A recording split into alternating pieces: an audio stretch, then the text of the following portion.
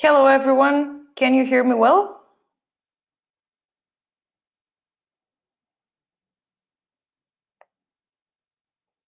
Great. I can see that a lot of you are joining. We can wait for 1 minute if everyone else plus joins, and we can start.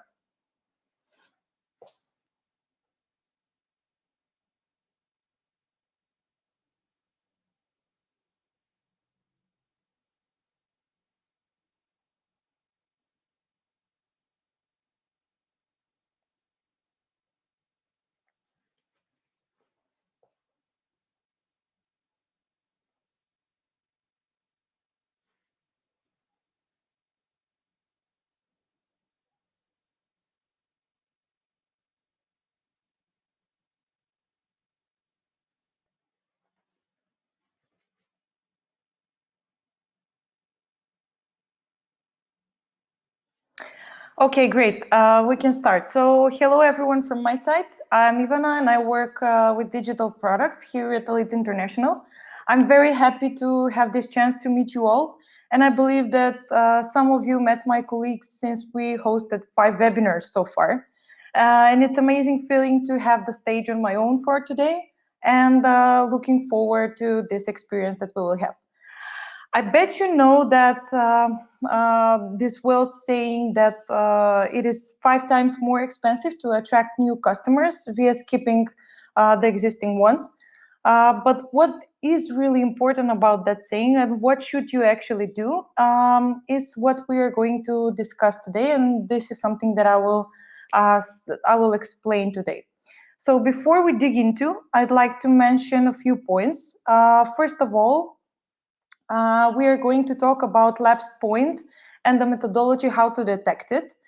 This whole process is designed to help you get the most out of your data.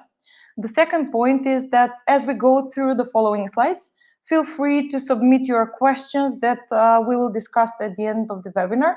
So there are many important things that we will get through, and after me speaking for 30 minutes, we will devote some time to answer the questions you will submit. So, okay, let's start. I would like first to give you a short intro about retention. So there are several important things we must distinguish in order to understand the whole process of driving more retention with your product. The first one is that you must have your marketing funnel structured right. That means that you have to know your pirate metrics. The second part is that you must run analysis and detect the drop-off point. Your drop-off point is never the same, and you must do this constantly. The third part, or the third point that you must accomplish, is to conclude and see what you can improve and repeat. This whole process is a never-ending story. You must keep it running all the time in order to maximize your results. So to continue about the first part that I mentioned about having your marketing funnel structured right, this is how probably you already know this, but I want to say that everything from this is connected, and you cannot just see retention as a isolated part, but you have to look at the whole funnel as one whole point. So first, you must start with acquisition, and when you're deciding what is the metric about acquisition, you must ask yourself, how do users find you? And by having this question in your head, you will easily find actually what are the channels that you're tackling and what are you achieving with those channels. You will actually provide easy surrounding to see which channels are working for you and which doesn't. So that is the first part. The second part is activation. So when you're thinking about activation, you must ask yourself, do users have a first great experience? So whenever they are coming to your website or they are downloading your mobile app, they must have a good first experience. So you have to be careful what you're communicating in the acquisition part, so then you can continue the experience that the users have with the activation phase. After that comes the retention that we are going to focus on today.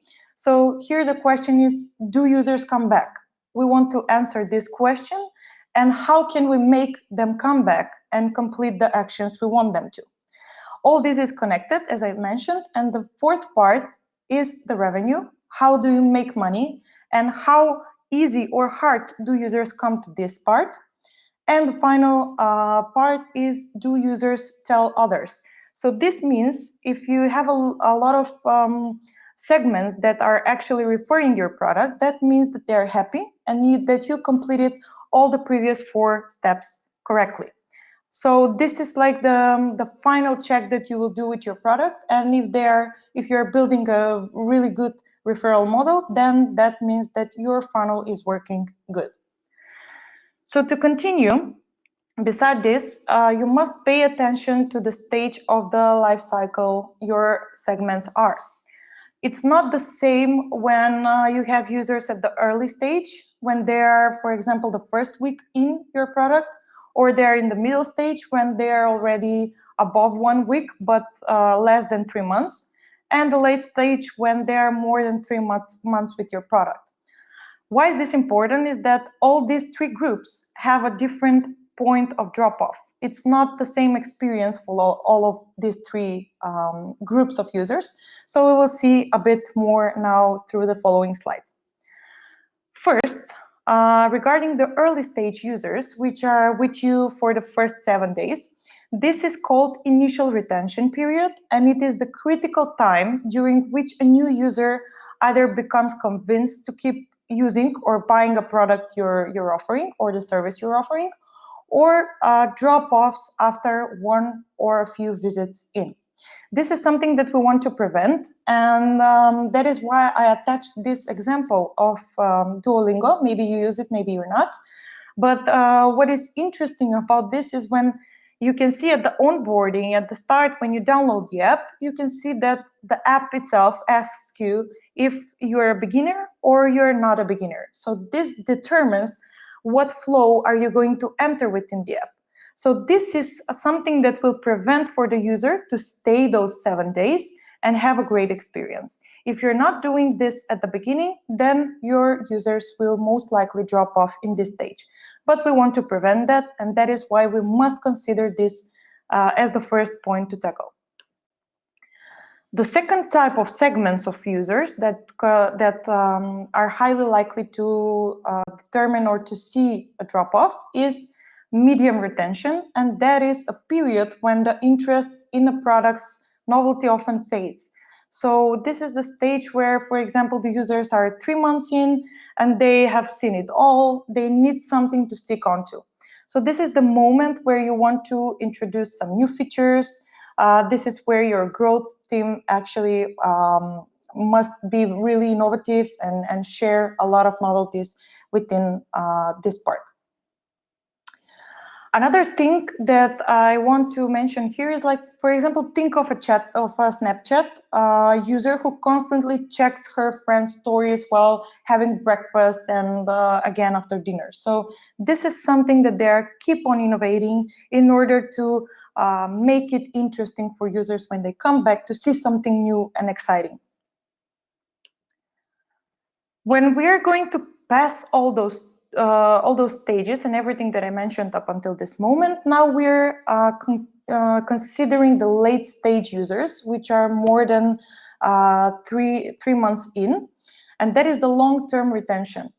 This is a phase in which growth teams can help to assure that a product keeps offering customers more value. So this is like they're a lot of time with you, and when you complete this, and if you make this successful, then you will be among the must-haves between their apps on the tablet or the mobile app, or you will be bookmarked as if you're a blog page and you're sharing some good content. So this is what we want to achieve. But the real question here is, how are we going to achieve it? So the first thing that we must to do is to determine the aha moment. The importance of the aha moment is really huge, and this is the moment that explains a set of actions that separates customers who find the value in the product from the ones who don't. So that is why you want to find the optimal amount of actions that you want your users to take in order to get the most value of your product as possible. So for example, Slack concluded that after the teams exchange 2,000 messages between each other, then they will get the value that Slack offers. So you must find this about your product. No matter if it's an e-commerce site, then it would be, for example, the first purchase or the first coupon used. If it's a mobile app, as we mentioned on the previous slides, here I want to share another example, which is the Headspace. That is my favorite app for meditation. And they concluded, for example, that if a user meditates for 7 days in a row, then they will get the value instantly from meditating, and they will start with the subscription. So that's why they're giving you a 7 days of free trial. You get the value, and then you want more. So that is the moment behind. When you find the optimal number of actions, you must do those 2 circles. That means that an action that's taken by most people who retain and who come back, and isn't taken by most people who are lost. When you come together, when those 2 circles come together, then you will see a breakdown of the aha moment. That is the moment where you actually want to seize, and you want to bring the users who are coming to your website for the first time, you want to bring them to the aha moment as fast as possible. After this, I want to mention that as we are building this marketing funnel, we must build a funnel by desired actions. And that is, for example, from the beginning to the end, you want to show off what exactly actions you want your users to complete. For example, if you want them to book a meeting on your business page, then the funnel would look something similar to this. So the first action they do is to go on your homepage. After that, they are seeing the product service page. They want to get informed on what you offer, etc. So you want to put some really good information in that part so they can get as informed as possible. And then they would ideally go to the contact page, and then they would submit the form and schedule a meeting with you. So in order to see how many people came to your homepage and how many of them booked actually a call with you, there are several drop-offs from the ideal scenario that they must go. When you detect this, it looks something like this. Please feel free, I don't know if I mentioned, please feel free to submit your questions in the chat, or maybe in the question parts below the slides, and we will go through them after I finish with the presentation. So I want to share with you one particular case study that I worked on together with the team at Elite International. And it was an amazing experience, and we detected some very important drop-offs, and that meant a game changer for Pixfood. So I will dig into and I will share how we get to the important part, actually. So before we continue, just a short intro. Pixfood is a mobile app that is AI-driven and is a food app that contains advanced photo recognition. So when you download this app, you are opening it, then you can see the camera screen.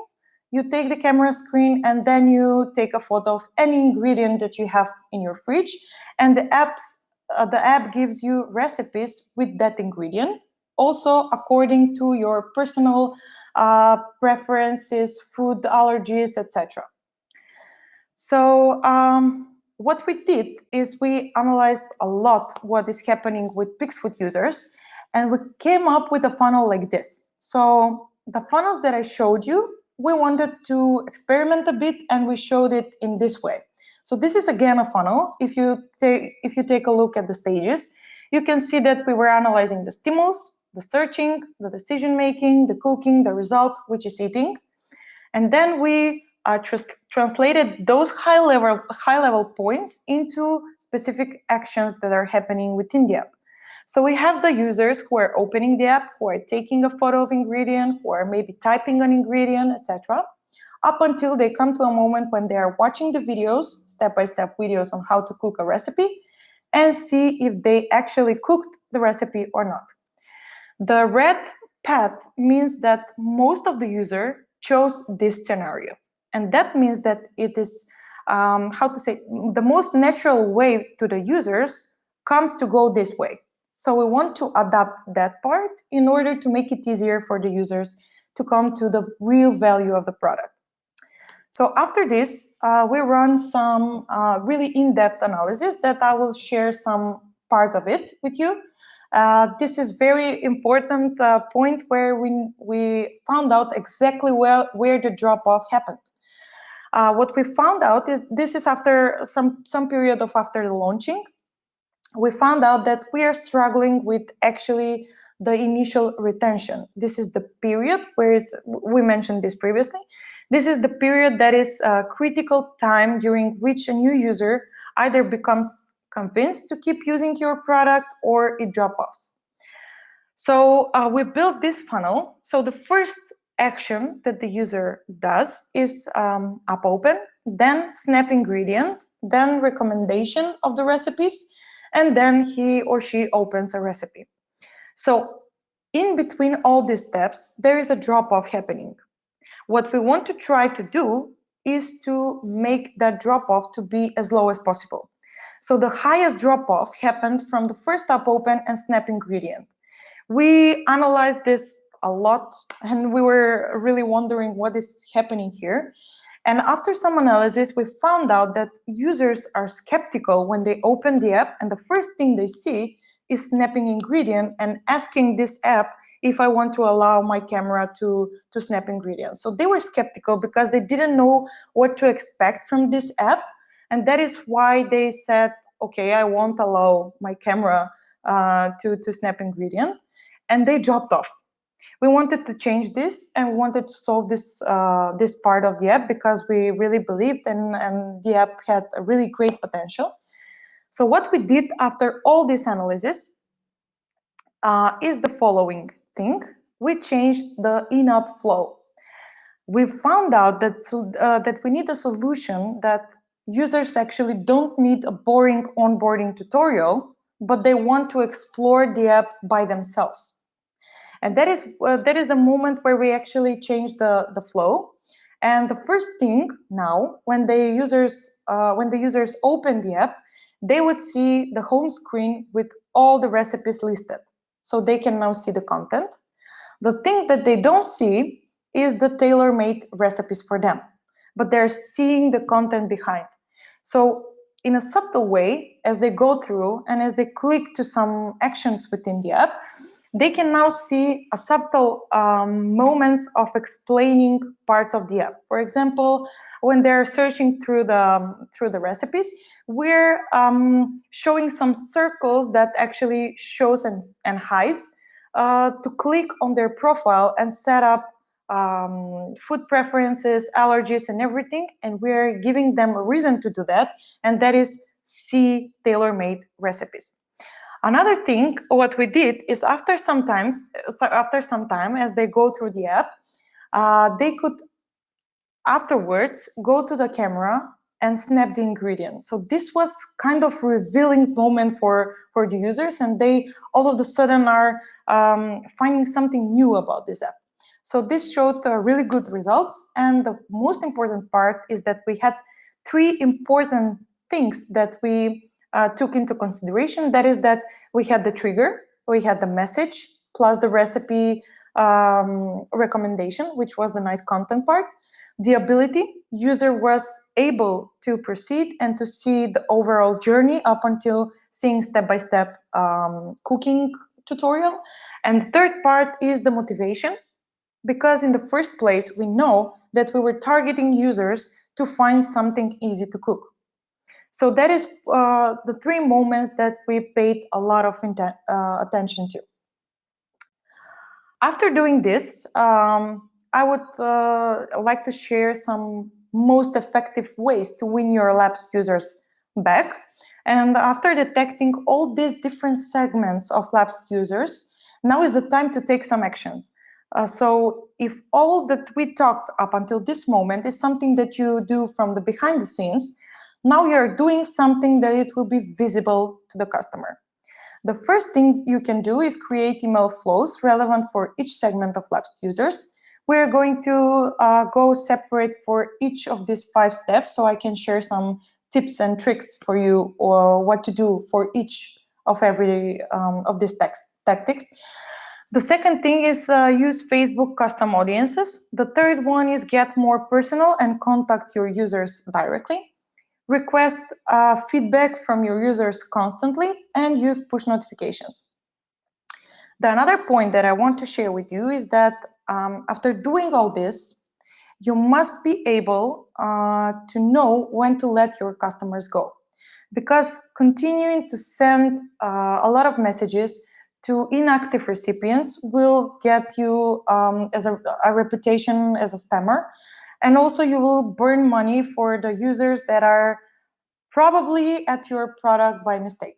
So it's okay to let those people go and focus on the segments that are highly that have a high possibility to convert and to use your product. And the most important part is that they will get the value that you offer.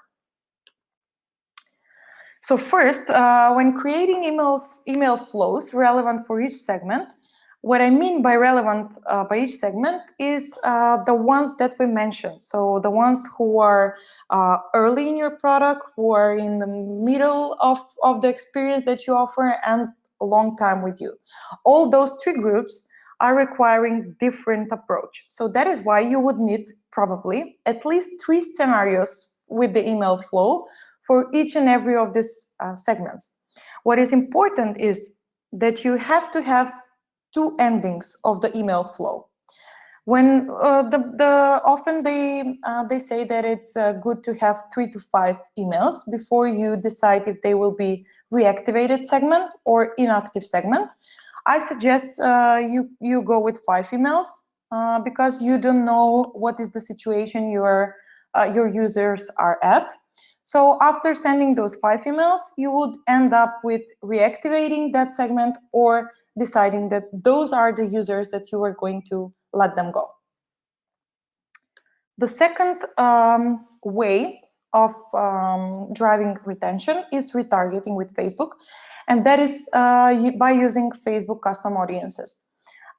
You can take your database and export a file, then import it in Facebook, where Facebook will do the matching.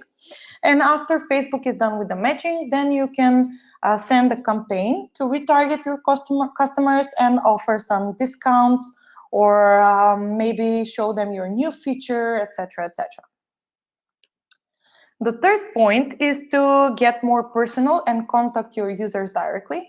This is very important because imagine yourself that brand, for example, when some brand contacts you, you kind of feel special, and that is something that you can do and go personally to a person, to go with a direct message and direct email to a person that is highly possible to convert and to go back to your product.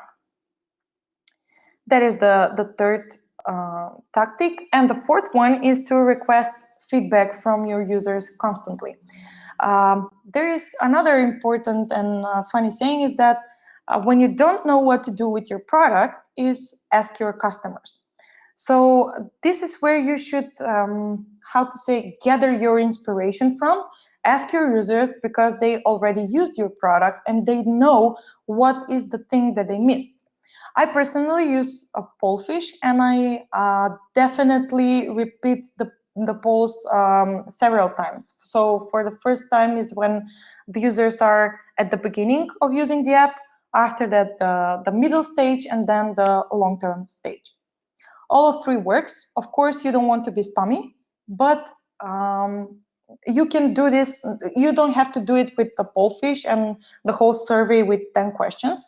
You can do that by providing an in-app messages, for example, just in between the journey that the users are having with you, and then just provide a pop-up that will ask you that will ask 1 question, and they will answer, and that's it. You will gather your feedback.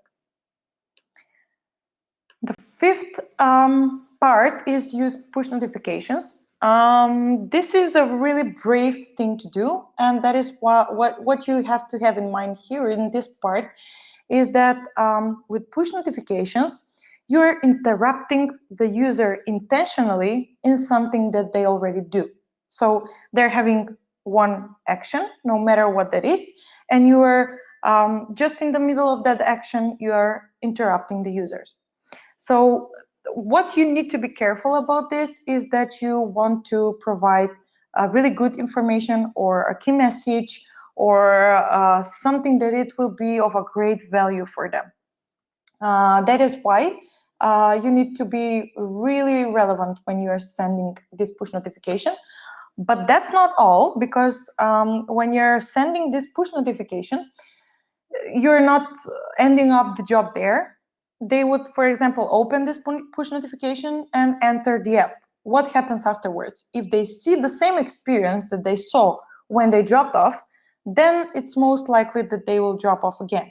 But if they see interactive in-app messages, pop-ups, and some messages that they don't expect, then it will enhance the overall experience, and they will feel kind of better, and they will see that, oh, there is something new happening here, I should take a look at this.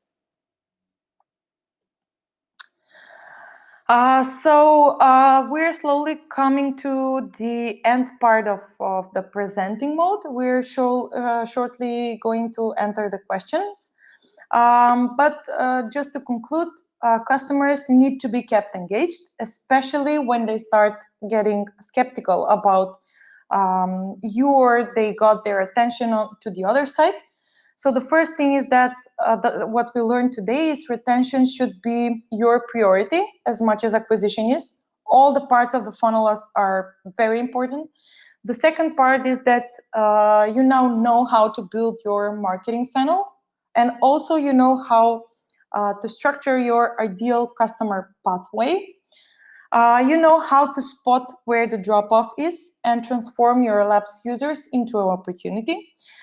Use the 5 steps that we just mentioned about re-engaging your lapsed users, and map the users that don't want to be re-engaged and let them go. So thank you all for attending. This was really great, and I was so excited to share all this with you. I hope that you will skyrocket your retention rates. What I can offer right now for those of you who attended the webinar is that you can book a free consultation hour with me about all these steps that I just mentioned. And if you're struggling with some parts, we can easily go through them together, and I will help you to solve this for your business or for your clients. Nonetheless, it doesn't matter. So before we jump to the question part, I just want to shortly mention that Elite International is a cloud-native consultancy company. We focus on providing digital transformation solutions for businesses. And if you're interested to find out more, feel free to drop me a line. Okay, so let's jump to the question part. I was wondering, what tool do you use to determine the drop-off of the customers?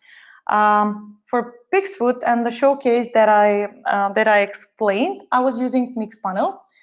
That is actually a great tool. About the price is very dependent. So how many users you have, what is the type of product you have, etc. So it's a graded experience, and it has a lot of features, and I highly recommend it. Even if you have some questions about Mixpanel, I can also help you, and you can book also about that part consultation hour with me. I can guide you through Mixpanel and help you see what all the opportunities are and how you can apply it to your business. Okay, the next question is, what if users don't want to answer the surveys that I sent? You don't want to send boring, open-ended questions that they will going to answer like that. You want to make it easier for the user just to click on the answer of the question and submit it fast. So that is why I mentioned the part with the pop-up within the app or on your website, where you are going to, for example, with one question, you are going to gather the feedback from the user. You don't want to make it a difficult time for the user. Just make it with multiple or single selection answers, and make it fast for them to answer it. Okay, since you mentioned interrupting, how often should I send push notifications? Is there some limit? About this part, yes, there is limit. You don't want to spam your users, because now, as you know, Android and iOS also have the option to turn off your push notifications. So that is the part where we need to be careful with. And as we are creating an email flow to guide the users and to bring them to a certain point, we should think like that with the push notifications as well. So when they receive one push notification, it has to have a meaning. It has to have a meaning behind. Because if you're just sending meaningless push notification, they will either turn it off or delete your app or unsubscribe or whatever it is. So be careful and just send some important information that you have. For example, you can send discounts that you're offering, or introduce the new feature that you have, inform them that you have, for example, a new version of your app, etc. I hope that I answered your question. Great content, thank you for sharing. Glad that you liked it, Antonio. Christina asks, what roles should my team have to be able to execute customer retention successfully? Despite having the marketing team, maybe you're not able to have that. You can do this by yourself. I can help you with some tips and tricks on that part. But this, what I shared today, is a step-by-step manual work that you have to do it by yourself. So read a lot about this topic, and you will be able actually to do this. You don't have to be a data scientist, or I don't know, to have a marketing structured background or something like that. But you can definitely read a lot, experiment a lot, and as I mentioned, track everything all the time. That is very important. Great presentation, detailed explanation. Thanks. Thank you as well. I tried to create my funnel, but was not able to map all the actions that I should. Where should I start? Yeah, first you need to start with actions. So what are the actions that users do first when they come to your website, for example? Probably they see your homepage. So the first action would be the homepage. If you're having an app, and when they open the app, they are coming to their personal profile, then the first action would be the personal profile. If you're asking me about the funnel with actions, if you're asking me about the funnel that marketing must have, then you have to ask the questions that I wrote in each and every part of the funnel, which is, for example, the acquisition. Where are you targeting your users? What channels are you using? So that will bring you faster to the data you are looking for. Okay, I shared. Oh, here's another question. In the new normal, for keeping high retention, is better to offer more value and quality in your service, or to be more agile and come up faster with fixes and solutions for customer problems? Yeah, well, it is better to offer more value, but when you're planning your product, and when you're planning your feature, and when you're building your roadmap, you have to plan that. You have to plan the execution part. You cannot just do everything, wait the moment when you're ready and then launch it, but rather you want to introduce your features and the benefits your user have step by step. So come up faster with fixes. Ask users, for example, if they're having some bad experience with some certain part of the app, or solution or service, whatever you have. Be more concrete. For example, if you notice that at one point, for example, at the product service page that you're having, if they're dropping off there, then ask them what they think about that page specifically. You can translate this in your context, but you can definitely share with me so we can discuss more concretely on this. So if you ask them specifically about that part, then you will get your answer and you will see what bothered them, what are the customer problems about that part, and everything. Yeah. So yeah, I think this means that I answered the question.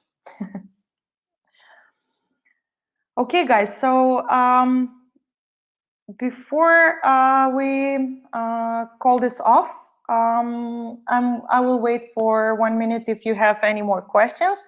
But otherwise, we are going to send you the video with this webinar, so you can take a look at it anytime. You can drop me a question if you have afterwards on any part of the retention that we talked about today. And feel free, as I mentioned, to book a free consultation hour, and I will help you out with whatever you're struggling when it comes to retention. So I guess that would be it. Thank you all for attending. I hope that you will stay in good health, and glad to meet you.